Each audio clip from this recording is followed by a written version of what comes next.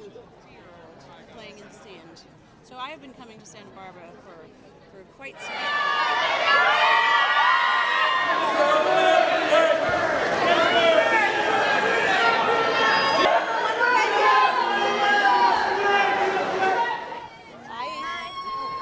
Oh, I'm sorry. You're at one act. Well, yeah, I see it. One woman show. Just one real quick. Ah, girl. You got it. I just wanted to know if you could give a shout out to your gay fans at Real Gay TV. Hey, we love all ya. We love. We can do, I love you.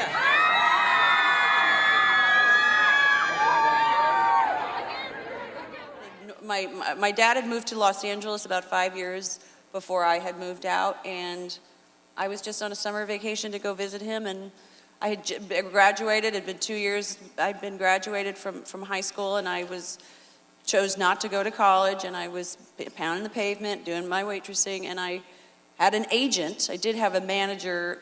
I think they were a manager and an agent. And then I came to visit Dad in LA, and then I just sort of went on a couple auditions.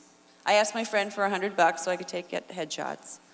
And then, I about 3 months in, I got a sitcom. And Wow. that was sort of awesome. You got a few sitcoms, and I did. none of them worked. Not at all. Do you know she did Ferris Bueller's Day Off as a television sitcom? Does anybody remember that on TV? All right. If you've forgotten, it's okay. You did a number of them. Yeah, I did The Edge, which was a sketch comedy show. This show that was called Muddling Through, which we did, and Malloy with Mayim Bialik before Blossom even happened. Wow. Before she even bloomed and blossomed. And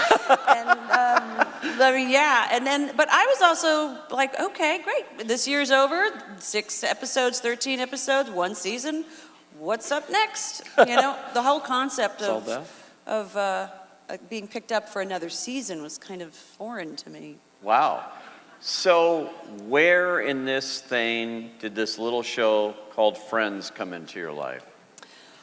Friends Like Us, it was called at the time. Friends Like Us. Friends Like Us, and it came when I was doing Muddling Through. Am I screaming into this? No, not at Are all. you sure? I realize that you don't have one, and I do. No, it's like... You're mic'd. I'll go like this. I feel so.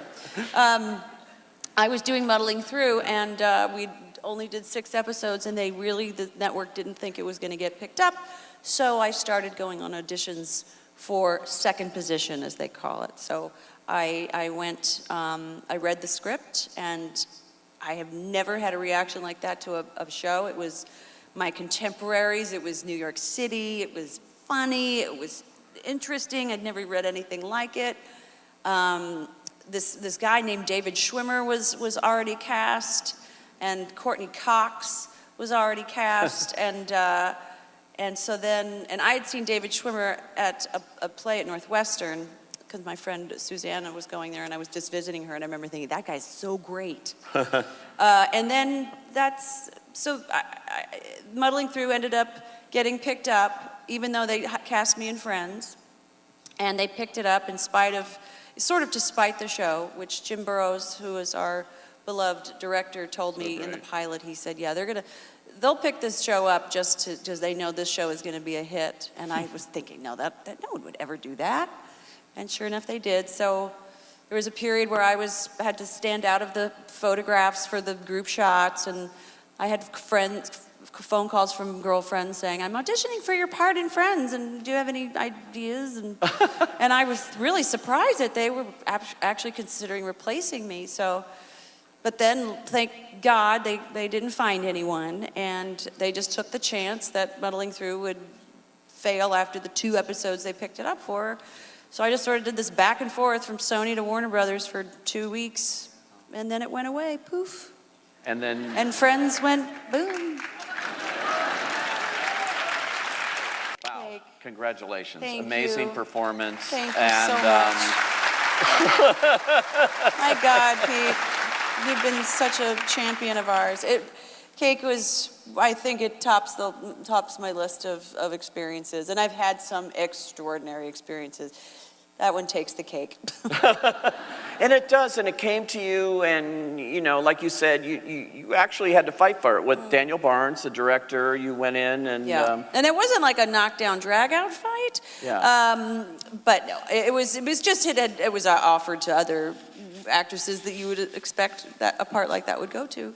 But yeah, it was sort of really grabbed me hard, and I just knew I wanted to do everything I possibly could to just get my hat in that ring. And that moment happened when I could sit in that room with Daniel, and I said, I will take no shortcuts. I'll go to the moon and back, and I know what this requires. And he was, God love him. And how did you know what it required? I mean, the physicality of it, everything about it was something we haven't seen you do before. So where did you pull, as an actor, where did you pull that from? I pulled her from many different places. An older woman that I know.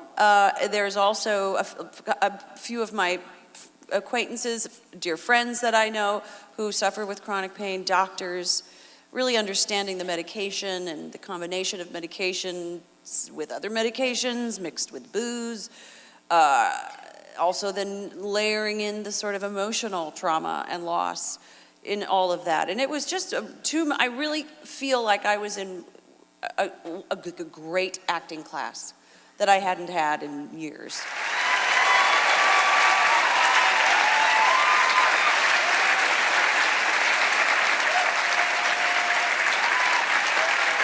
Thank you very much. You went pretty well.